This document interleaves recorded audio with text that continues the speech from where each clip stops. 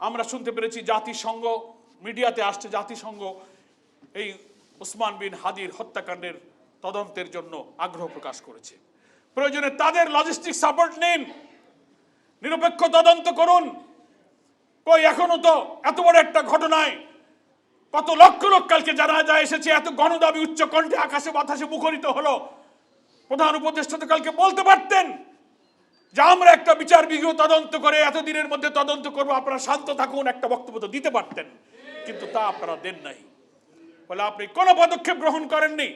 বলে আন্তর্জাতিক এই তদন্ত, জাতিসংঘের এই উদ্যোগ, এবং আপনি যদি দেশপ্রেম, আধিপত্যবাদ বিরোধী এই শক্তিকে নির্মূল করে আগামী জাতীয় নির্বাচনকে বানচাল করে ইনক্লুসিভ ইলেকশন, রিফাইন আওয়ামী লীগের নামে এই জাতির মধ্যে আবার ফ্যাসিস্টদেরকে প্রবেশ করে এই জাতিসত্তাকে ধ্বংস করার এই সুযোগ যদি আপনি দিতে চান, তাহলে জনগণ কিন্তু তা মেনে নেবে না। আপনার প্রতি আমাদের এখনো আস্থা আছে, আমরা আস্থা রাখতে চাই, কারণ আপনি ইচ্ছা করে ক্ষমতায় আসেননি এবং ক্ষমতায় আসার পরে জাতিকে একথাও বলেছেন যে আমি ক্ষমতায় থাকতে চাই না, আমার দায়িত্ব পালন করে আমি চলে যাব। আপনার এই বিরল মানসিকতার জন্য আপনাকে আমরা ধন্যবাদ জানাই।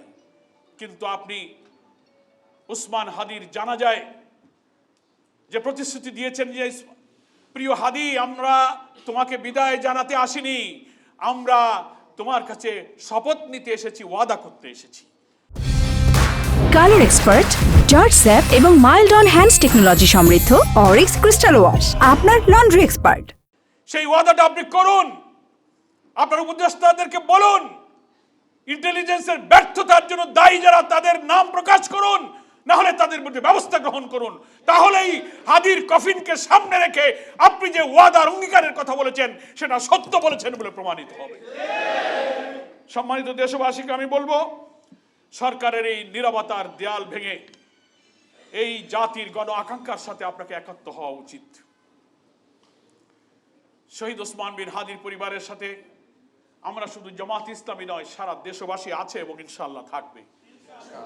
তার ভাই বলেছে আমাদের কারো সাহায্যের প্রয়োজনে মহান আল্লাহ আমাদের উত্তম সাহায্যকারী। এটাই হচ্ছে ইমানদার মুমিনের কথা। এজন্য ছবিতে ওসমান বিন হাদির শিশু বাচ্চাটাকে যারা দেখছেন তারা চোখের পানি রাখতে পারছেন না, কোনো জবাব নেই, কোনো ভাষা নাই। এইভাবে একটা শিশু সন্তানকে পিতৃহারা করা, তার ভাই বোনেরা পাগল হয়ে যাচ্ছে, মা পাগল হয়ে যাচ্ছে। কিন্তু আমাদের প্রশাসনের যন্ত্রে, ইন্টেলিজেন্সে যারা আছেন, এই চোখের পানি, এই শোক, এই শিশু তাদের হৃদয়কে স্পর্শ করতে পারছে না। এত নিষ্ঠুর, এত পাষাণ হৃদয়ের লোক যারা আমাদের জাতির শ্রেষ্ঠ সন্তানকে হত্যা করে।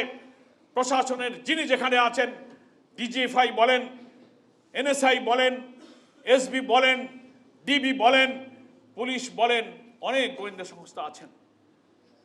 প্রত্যেক গোয়েন্দা সংস্থার প্রধানের কি ভূমিকা ছিল, সরকার প্রধানের উচিত সেগুলো খোঁজ খবর নেওয়া।